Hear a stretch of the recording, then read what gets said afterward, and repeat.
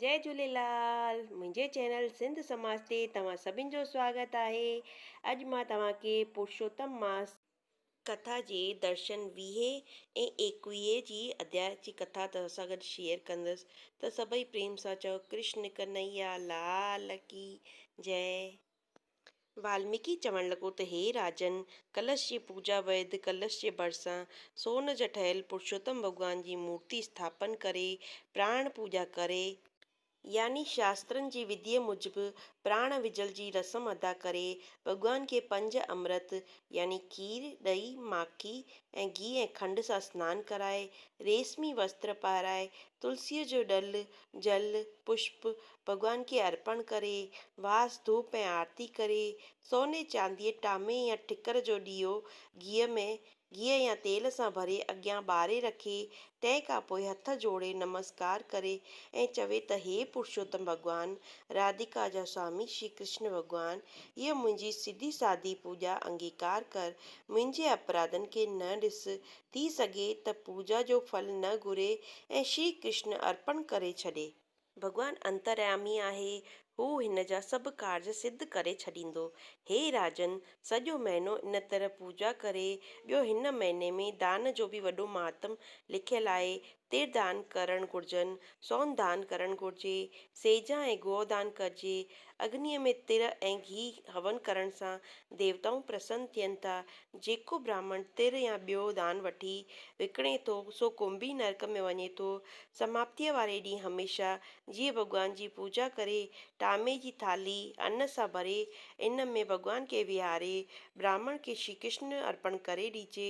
ब्राह्मण खे भोजन खाराए पोइ पाण कुटुंब समेत वेही खाए। अहिड़ी तरह विधीअ मूजिबि पुरुषोत्तम साधन सां प्राणी परम गतिअ खे पाईंदो आहे। हिते असांजो दर्शन 20 समाप्त थियो। असां वरी शुरू कंदासीं दर्शन 21। वाल्मीकि चवणु लॻो त हे राजन, पुरुषोत्तम व्रत रखण वारो शुद्ध आहार खाए। शुद्ध आहार जो मतिलबु आहे पंहिंजे हॾनि जी कमाई करे खाए, पराओ धन अंगीकार न करे, मांस न खाए, पारूतो ऐं जुनो अन्न न खाए। खाधे जो असरु मन ते गहरो थिए थो त जहिड़ो अन्न तहिड़ो मन। भीष्म पितामह खे हिकिड़े ॾींहुं पुछियईं त तव्हां बि दुर्योधन खे द्रौपदीअ खे नग्न करण खे न रोके सघिया? जवाबु ॾिनई त मां दुष्ट दुर्योधन जो अन्न खाधो हो, जंहिं करे मुंहिंजी उन वक़्तु मत मारिजी वई। हे राजन, अन्न जो मन ते वॾो असरु थिए थो, जंहिं लाइ मां तोखे हिकिड़ी प्राचीन कथा ॿुधायां थो। हिकिड़ो महात्मा हो, हिन खे केतिरा ई शिष्य हुआ। इन्हनि मां हिकिड़ो हर रोज़ु शहर में भिख्या करे अन्न पचाए अची गुरूअ खे खाराईंदो हो। हिन गुरूअ जी शिष्य खे मनाई थियल हुई त कॾहिं बि शुद्र वटां भिख्या करे मूंखे अन्न न खाराइजांइ। हिकिड़े ॾींहुं बरसाति अची ॾाढी पई। इहो शिष्य हिकिड़े चमार खां भिख्या वठी आए, अन्न पचाए अची गुरू खे खाराईं। कुदरत सां इहो ॾींहुं महात्मा खे चित भॼन में लॻो ई कोन। तंहिं ते हिन शिष्य खां पुछियो त अॼु कहिड़ो सबबु आहे जो मुंहिंजो मन भॼन में लॻो ई न? ॿुधाए त सही, अॼु कंहिं वटां भिख्या पिनी आयो आहीं? शिष्य जवाबु ॾिनो त साईं, अॼु बरसाति पिए पई, तंहिं करे भरवारे चमार खां भिख्या वठी अची अन्न पचायो ऐं तव्हांखे खारायो अथमि। इहो ॿुधी महात्मा शिष्य खे सिराप ॾिनो त तूं मूंखे चमार जे घर जो अन्न खारायो, इन करे तूं बि ॿिए जनम में ख़ुदि चमार थींदे। मतिलबु त अशुद्ध तरह कमायल धन मां खाधे खाइण करे वॾनि वॾनि महात्माउनि जा बि चित्त बिगड़ी था पवनि। तंहिं करे वाल्मीकि ऋषि बि राजा खे चवणु लॻो त हे राजन, जेतिरो थी सघे ओतिरो शुद्ध खाधो वरिताइणु घुरिजे। ॿियो, हे राजा, व्रत साधण वारो हिकु वक़्तु सॼो सिॼु लहण खां अॻु खाई बसि करे, ॿकरीअ ऐं मेह जो खीर न पीए, खाधे खाइण खां अॻु पहिरें वांगुरु कुझु ईश्वर अर्पण करे पोइ पाण खाए, राति जो पट ते सुम्हे, परायो धन, पराई स्त्रीअ ऐं निंदा खां पासो करे, क्रोध न करे, सभ सां मिठा वचन ॿोले, अहंकार न करे त मूं ही व्रत साधियो आहे। व्रत जो फल ईश्वर अर्पण करे, मन, वाणी ऐं शरीर सां कंहिंखे बि न दुखाए, मन करे अंदर में को बि बुरो ख़्यालु न करे, वाणीअ सां कोड़ो फिको ऐं ॾाढो न ॻाल्हाए, शरीर सां कंहिंखे न मारे। इहो आहे मन, वाणी ऐं शरीर जो तप। रजस्वला स्त्री, हर का स्त्री जेकी आहे महीने में 3 ॾींहं पंहिंजे धर्म में ईंदी आहे।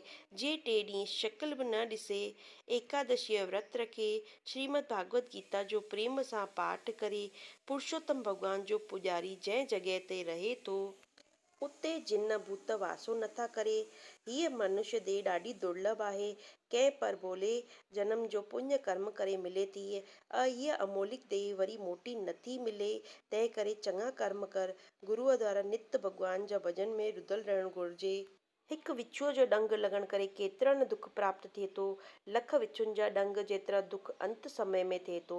इन वक़्तु ही जीव हाय हाय करे पुकारे थो, पर जीव वेसा रखी पुरुषोत्तम व्रत जी पालना थो करे, उहो निसंदेह गोलोक खे प्राप्त करे थो।